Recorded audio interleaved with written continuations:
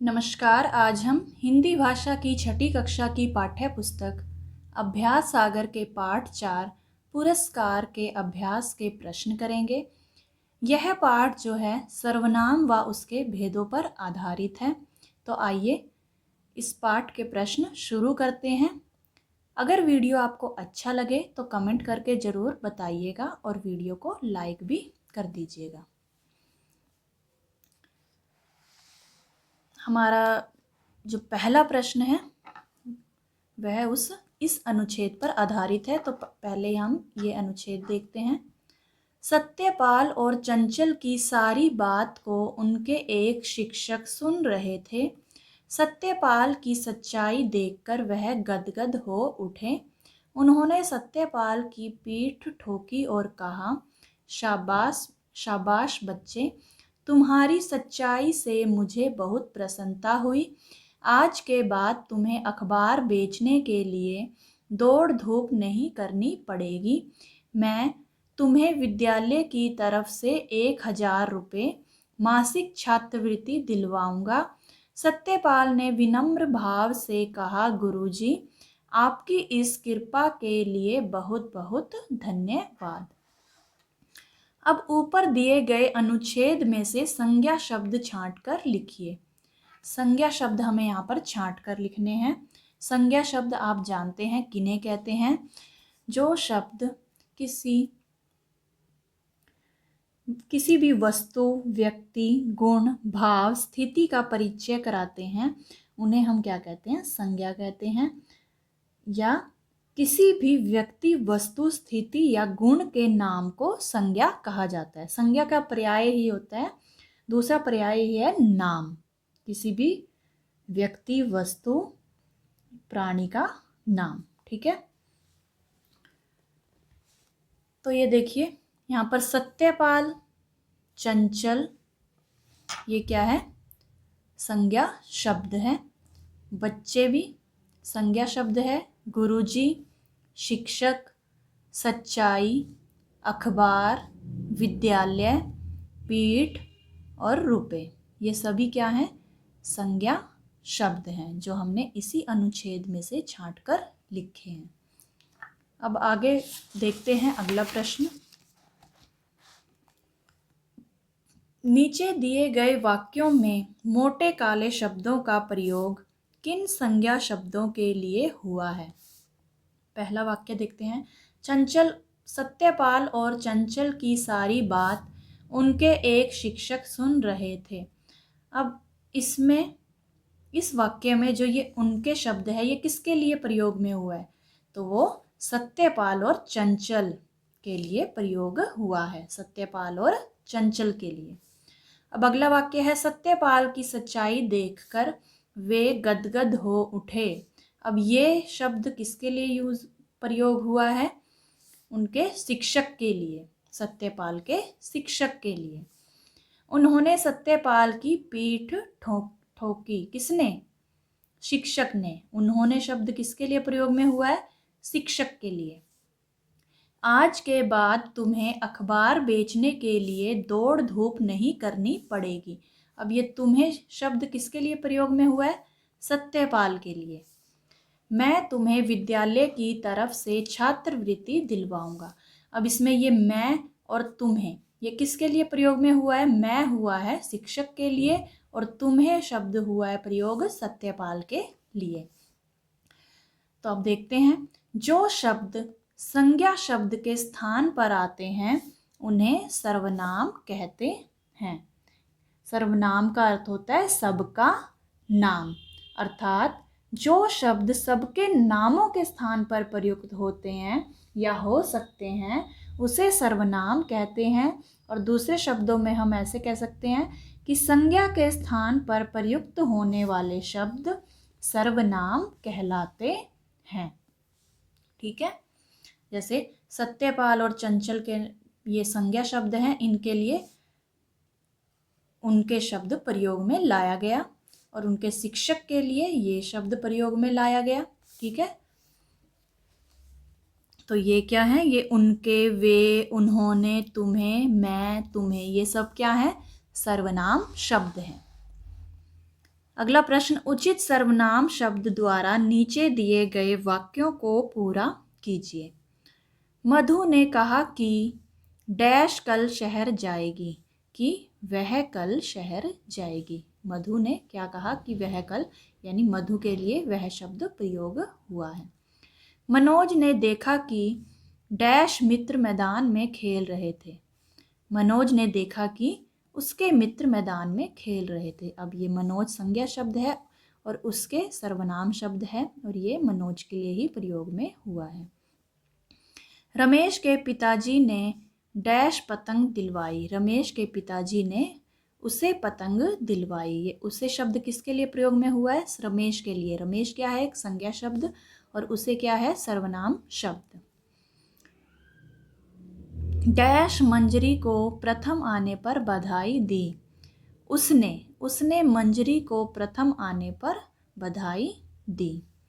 अगर डैश नहीं होते तो आज डैश नहीं बचते, कि अगर आप नहीं होते तो हम नहीं बचते। ये सभी हमने यहाँ से छांट कर लिखे हैं। अब अगला प्रश्न, नीचे दिए गए वाक्यों को बहुवचन रूप में बदलकर लिखिए। बहुवचन में बदलना है। वह जा रही है। अब ये एक वचन में है कि वह जा रही है। अब हम बहुवचन में लिखेंगे वे जा रहे हैं। अगला वाक्य है, उसने मेरी पुस्तक उठाई। तो इसको कैसे लिखेंगे हम बहुवचन में? उन्होंने मेरी पुस्तकें उठाई। अगला वाक्य, मैंने रूपा को गुब्बारा दिया। अब हमें बहुवचन में बदलना है। हमने रूपा को गुब्बारे दिए। जिसे लड्डू चाहिए वह आगे आए। अब इसको बहुवचन में कैसे बदलेंगे? जिन्हें लड्डू चाहिए वे आगे आए। यह खिलौना किसके लिए है? तो इसे बहुवचन में कैसे लिखेंगे? ये खिलौने किसके लिए हैं। ठीक है। अब अगला प्रश्न है, उचित सर्वनाम शब्द चुनकर प्रश्नवाचक वाक्य बनाइए। मोहन हरि के घर चला गया। उदाहरण देखिए, मोहन हरि के घर चला गया। अब हमें प्रश्नवाचक वाक्य बनाना है उचित सर्वनाम शब्द का प्रयोग करके, कि मोहन किसके घर चला गया। मोहन किसके घर चला गया, और प्रश्न सूचक चिन्ह लगा देंगे। तो किसके घर? हरि के घर, है ना। अब अगला देखते हैं, सीमा ने पूजा को उपहार दिया। तो इसको हम प्रश्नवाचक में कैसे बदलेंगे?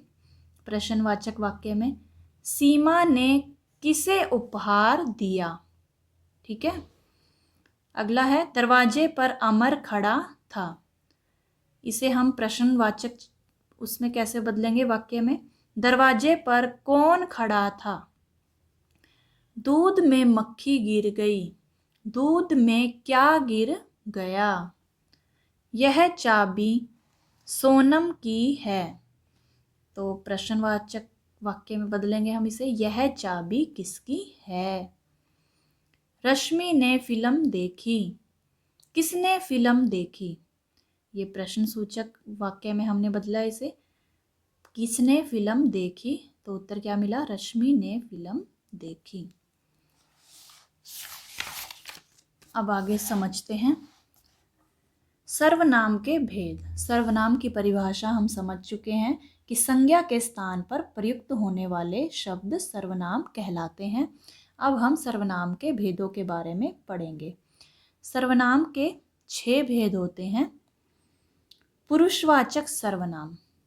पुरुषवाचक सर्वनाम सुनने वाले, बोलने वाले तथा किसी अन्य के लिए प्रयुक्त होने वाले सर्वनाम शब्द। किस किस के लिए प्रयोग में होता है? सुनने वाले के लिए, बोलने वाले तथा किसी अन्य के लिए प्रयुक्त होने वाले सर्वनाम शब्द। उदाहरण, मैं, तुम। एक तो अपनी बात हो रही है मैं, और तुम किसी दूसरे की बात हो रही है, यानी कि सुनने वाले की बात हो रही है और बोलने वाले की। ठीक है। प्रश्नवाचक। अगला है प्रश्नवाचक सर्वनाम। प्रश्न पूछने के लिए प्रयुक्त होने वाले सर्वनाम शब्द।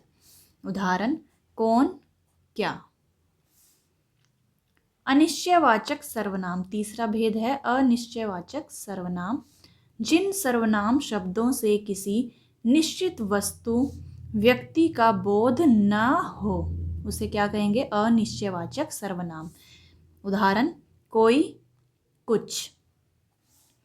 अगला है निश्चयवाचक सर्वनाम। निकट या दूर की वस्तु व्यक्ति के लिए प्रयुक्त होने वाले सर्वनाम शब्द। निकट या दूर की वस्तु व्यक्ति के लिए प्रयुक्त होने वाले सर्वनाम शब्द जिन्हें हम क्या कहते हैं, निश्चयवाचक सर्वनाम शब्द। उदाहरण यह, वह। संबंधवाचक, अब संबंधवाचक को समझते हैं। जो सर्वनाम किसी दूसरे सर्वनाम से संबंध बताए, जैसे जो, वह। जैसे हम उदाहरण ले सकते हैं, जो जैसा करेगा वह वैसा पाएगा। संबंध हो गया ना कि जो जैसा करेगा उसे वैसा ही फल मिलेगा। निजवाचक सर्वनाम, छठा भेद है निजवाचक सर्वनाम। अपने लिए प्रयुक्त होने वाले सर्वनाम शब्द, जैसे कि स्वयं। ठीक है, स्वयं हो गया, खुद हो गया। अब अगला प्रश्न देखते हैं। नीचे दिए वाक्यों को उचित पुरुषवाचक, प्रश्नवाचक या निजवाचक सर्वनाम शब्दों से पूरा कीजिए। डैश पढ़ रहा हूँ, मैं पढ़ रहा हूँ, ये क्या हो गया, पुरुषवाचक सर्वनाम का उदाहरण। यह काम मैं डैश कर लूँगा, खुद कर लूँगा, यानी कि निजवाचक। दरवाजे के पास डैश खड़ा है, दरवाजे के पास। अब यहाँ पे देखो, ये प्रश्न सूचक चिन्ह लग गया तो क्या आएगा, दरवाजे के पास कौन खड़ा है। तो ये सर्वनाम का कौन सा भेद हो गया, प्रश्नवाचक सर्वनाम। वह अपने डैश नानी के घर जाएगा, वह अपने आप नानी के घर जाएगा। तो यहाँ पर आप क्या है, निजवाचक सर्वनाम। निजवाचक में आप, खुद, स्वयं, ये सभी आएंगे। डैश चले गए, वे चले गए। ठीक है, वे चले गए। आपने डैश भेजा है, अब अंत में प्रश्न सूचक चिन्ह लगा हुआ है तो क्या आएगा, आपने क्या भेजा है। ठीक है, अगला प्रश्न है उचित निश्चयवाचक, अनिश्चयवाचक या संबंधवाचक सर्वनाम शब्दों से रिक्त स्थान भरिए। अब देखते हैं पहला वाक्य, शरबत में डैश गिर गया। तो शरबत में कुछ गिर गया, तो यहाँ पर अनिश्चयवाचक सर्वनाम होगा ये। अगला देखते हैं, डैश मेरे दोस्त हैं, ये मेरे दोस्त हैं। अब किसी निकट व्यक्ति के लिए प्रयुक्त हुआ है सर्वनाम, तो ये क्या होगा, निश्चयवाचक सर्वनाम। जिसकी लाठी उसकी भैंस। अब जिसकी का उसकी से संबंध, तो इसमें क्या आएगा, संबंधवाचक सर्वनाम। डैश मेरी पुस्तक है, यह मेरी पुस्तक है। अब ये इसमें निश्चय है कि यह मेरी पुस्तक है, तो निश्चयवाचक सर्वनाम के अंतर्गत आएगा। डैश करोगे वैसा भरोगे, कि जैसा करोगे वैसा भरोगे। तो संबंध पता लग रहा है जैसा का वैसा से, तो ये क्या आएगा, संबंधवाचक सर्वनाम।